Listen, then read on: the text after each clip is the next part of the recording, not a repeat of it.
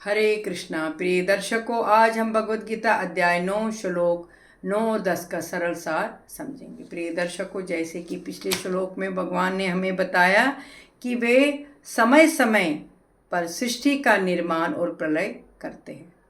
अब श्लोक 9 और 10 में वे स्पष्ट करते हैं कि इतने विशाल कार्यों को करने के बाद भी वे कर्मों के बंधन में नहीं बनते। भगवान कहते हैं, सृष्टि का संचालन उनकी अध्यक्षता में प्रकृति द्वारा होता है, लेकिन वे स्वयं उससे आसक्त नहीं होते हैं। वे निष्काम भाव से कार्य करते हैं, इसलिए कर्म उन्हें बांध नहीं पाते। उनकी देखरेख में ही चर और अचर संपूर्ण जगत चलता है। जैसे किसी विद्यालय का प्रधानाचार्य पूरे विद्यालय की व्यवस्था को देखता है, लेकिन हर छोटे बड़े कार्य स्वयं नहीं करता। उसकी देखरेख में सब कार्य सुचारू रूप से चलते हैं।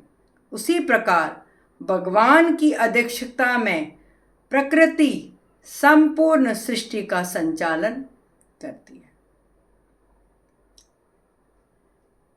जीवन के लिए यही शिक्षा है कि कर्म करना आवश्यक है, लेकिन कर्मों के फल में आसक्ति नहीं रखनी चाहिए।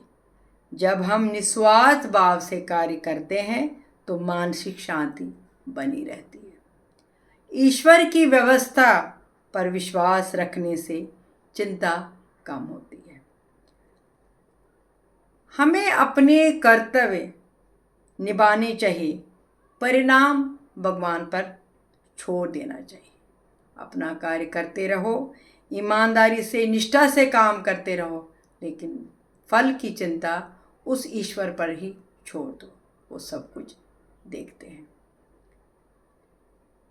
इन श्लोकों से भगवान हमें यही सिखाते हैं कि कर्म करते हुए भी निर्लिप्त कैसे रहा जाए।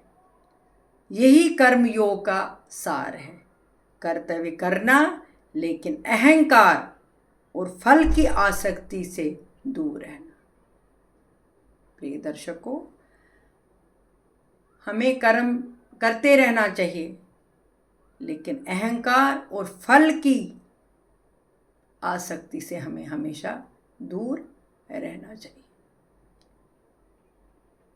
गीता हमें यही ज्ञान देती है, जब कर्म सेवा और कर्तव्य बन जाते हैं, तब वे बंधन नहीं बल्कि आत्मिक उन्नति का साधन बन जाते हैं।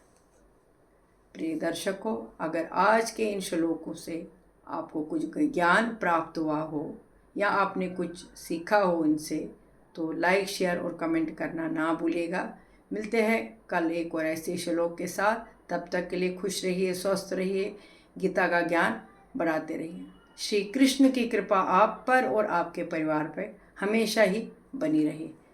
जय श्री कृष्ण।